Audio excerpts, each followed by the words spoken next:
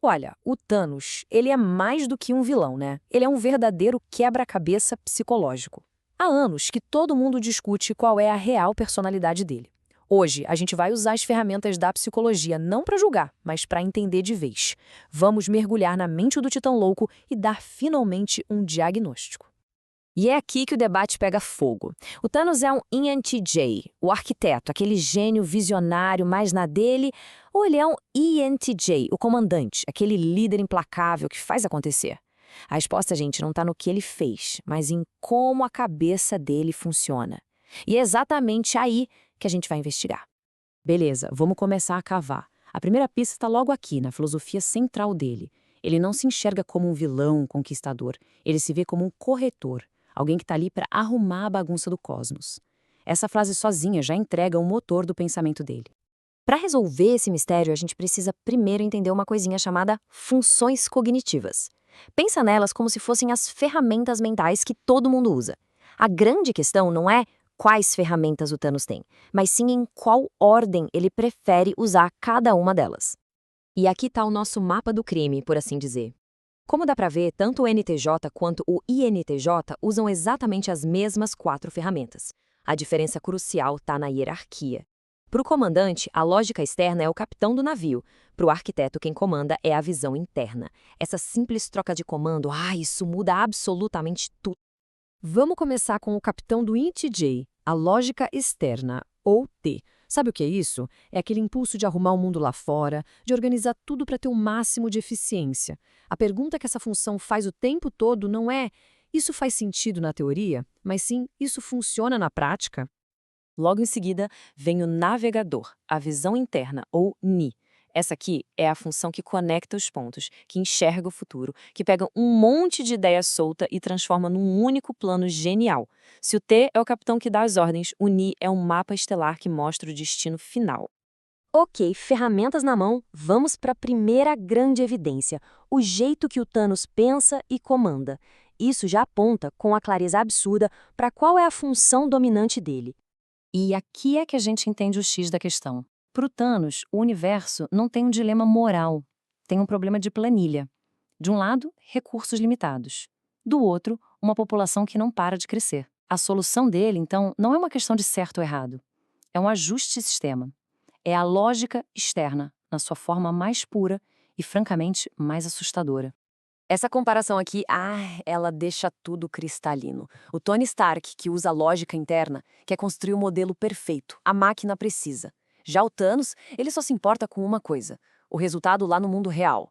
A lógica dele não serve para entender as coisas, serve como uma ferramenta para dobrar a realidade à sua vontade. E aí, a gente chega na frase que, sinceramente, resume tudo. É a reação clássica de um líder com T dominante que tá de saco cheio da incompetência dos outros. Quando as pessoas e os planos falham, ele não pensa 2 vezes. Ele vai lá e resolve com as próprias mãos para garantir o resultado. É a impaciência em pessoa. Agora, as próximas 2 pistas são o checkmate. É aqui que a gente fecha o caixão do debate. A gente vai olhar para como ele age no mundo físico e para como ele lida com as próprias emoções. É nesses extremos que a gente vê do que a mente dele é feita de verdade. Pensa bem, para um NTJ, a realidade física, o tal do C, é o ponto mais fraco. Eles costumam ser meio desajeitados. Mas o Thanos? O cara dança no campo de batalha. Ele luta contra um monte de gente ao mesmo tempo, usa o cenário a seu favor e parece até gostar da briga. Isso não é uma fraqueza, é uma ferramenta afiada, exatamente o que se espera da terceira função de um NTJ. E agora, a gente chega no momento mais sombrio, o sacrifício que define toda a jornada dele e, ao mesmo tempo, escancara a sua maior fraqueza psicológica. Escuta bem essa frase. É a voz da lógica externa dele, o T dominante, simplesmente esmagando a sua função mais fraca, os valores pessoais, o FI. A dor de perder a Gamora é real, a gente vê isso. Mas, para a mente de um NTJ, a missão, o resultado lógico, isso vem sempre em primeiro lugar, acima de qualquer sentimento. É aqui que a gente vê a maior força e, ao mesmo tempo, a maior tragédia dele. A prova final, aquela que não deixa nenhuma dúvida, aparece quando a gente compara 2 versões do mesmo cara. Vamos dar uma olhada em como o Thanos de Guerra Infinita E o Thanos mais jovem, de Ultimato, reagem quando são levados ao limite. A linha do tempo mostra tudo. O Thanos de 2018 é quase um monge guerreiro. A lógica T e a visão Ni dele estão em perfeito equilíbrio. Mas o Thanos de 2014, esse cara descobre que o grande plano dele deu em resistência, não em um universo grato. E aí, ele entra em curto-circuito, joga a visão de longo prazo pela janela e vira pura força bruta. Isso tem nome, é o famoso loop TE.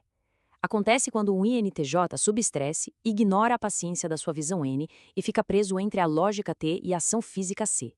Ele se transforma numa máquina de destruição impulsiva. Ele não quer mais corrigir o universo com a precisão de um cirurgião, ele quer pulverizar tudo com um soco.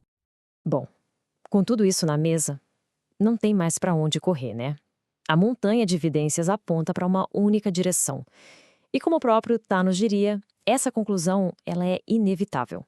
Vamos repassar, só para cravar de vez. O motor dele? T. A lógica fria.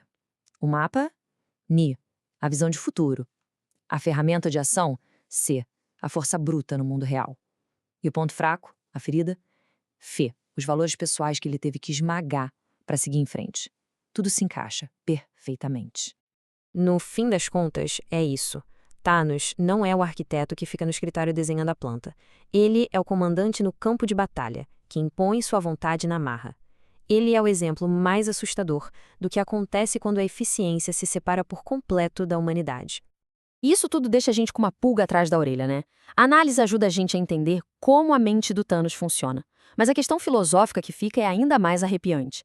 Será que a busca por uma lógica perfeita, totalmente sem compaixão, não é o caminho mais curto para se tornar o verdadeiro vilão? Fica aí a reflexão.